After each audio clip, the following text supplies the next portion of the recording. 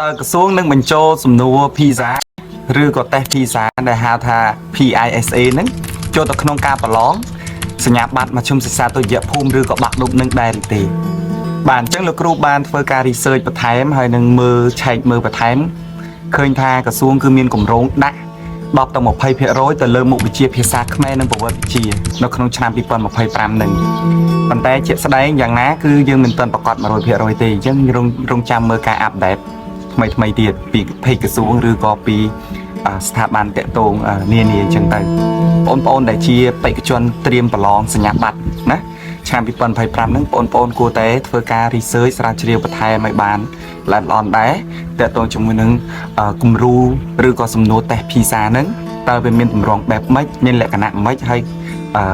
យើងត្រូវមានចំណេះដឹងអ្វីខ្លះដើម្បីយើងអាចឆ្លើយឬយើងអាចដោះស្រាយលំហាត់ឬក៏សំណួរ PISA នឹងបានអញ្ចឹង PISA គឺគេផ្ដោតទៅលើមុខវិជ្ជាវិទ្យាសាស្ត្រហើយនិងភាសាខ្មែរប៉ុន្តែនៅក្នុងមុខវិជ្ជាភាសាសាស្ត្រឃើញថាឆ្នាំ2025នេះក្រសួងមិនទាន់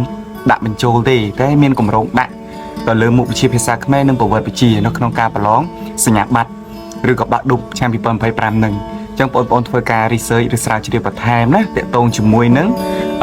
ប្រភេទសំណួរតេស្ត PISA នឹងយើងអាចចូលទៅក្នុងសាលារៀន digital ឬក៏យើងចូលទៅក្នុង group ដើម្បីទាញយកជា file ជាអីផ្សេងតាក់ទងជាមួយនឹងកម្រងឬក៏សៀវភៅសំណួរតេស្ត PISA នឹងយកមកអានយកមក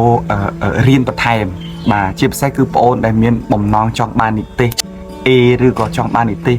ល្អនៅក្នុងការប្រឡងគឺមិនអាចរំលងបានទេបាទយើងមានពេលប្រហែលខែទៀតសម្រាប់ធ្វើការស្រាវជ្រាវនិងរៀនអញ្ចឹងកុំភ្លេចណា